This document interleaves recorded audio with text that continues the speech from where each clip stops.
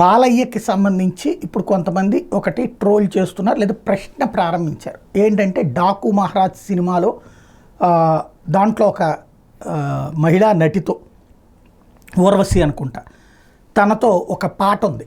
ఆ పాటలో ఆమె వెనక్కి తిరిగి ఉంటుంది, డ్యాన్స్ స్టెప్ వేస్తుంటుంది. బాలయ్య కూడా స్టెప్ ఈ టైప్లో వేసుకుంటూ వస్తారు. ఆ తర్వాత ఆమె సీటు మీద పదే పదే కొడతా ఉంటారన్నమాట. ఫస్ట్ ఒక చేతితో, ఆ తర్వాత 2 చేతులతో కొట్టేటటువంటి దృశ్యాల్ని అందులో ప్రొజెక్ట్ చేసుకొచ్చారు. ఆయన ఏంటి, ఇలాంటి పాట ఏంటి అన్నటువంటిది చర్చ ప్రారంభించారు.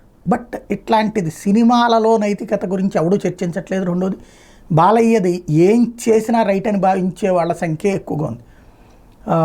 ఏ మామ ఏ పెగుల పాట ఇప్పటికీ పాడుకుంటా, ఇంకోటి బార్లల్లో పబ్బులలో జై బాలయ్య అని అది అయ్యాక అదే మహిళలకు నినదిస్తారు, మహిళలే నినదిస్తారు.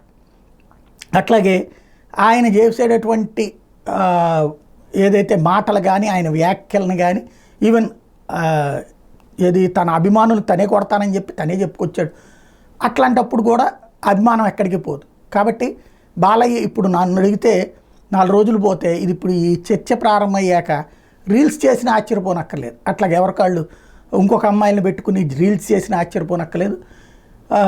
ఇవాళ రోజున మనం కల్చర్ అనేటటువంటిది ఉపన్యాసాలకి బాగుంటుంది తప్పించి సినిమాల్లో ఎంత అసభ్యంగా, ఎంత అసహ్యంగా, ఎంత విచిత్రంగా వ్యవహరిస్తే అది గొప్ప. ఇది అందులో మన హీరోలు చేశారు అంటే ఇక దానికి తిరిగేలేదు. కాబట్టి బాలయ్యకి ఇదేదో తగ్గుతుందంటే ఇంకా డాకు మహారాజ్కి దీనివలన ప్రచారం ఎక్కువ జరుగుతుంది, తద్వారా సూపర్ హిట్ అవుతుందన్నమాట.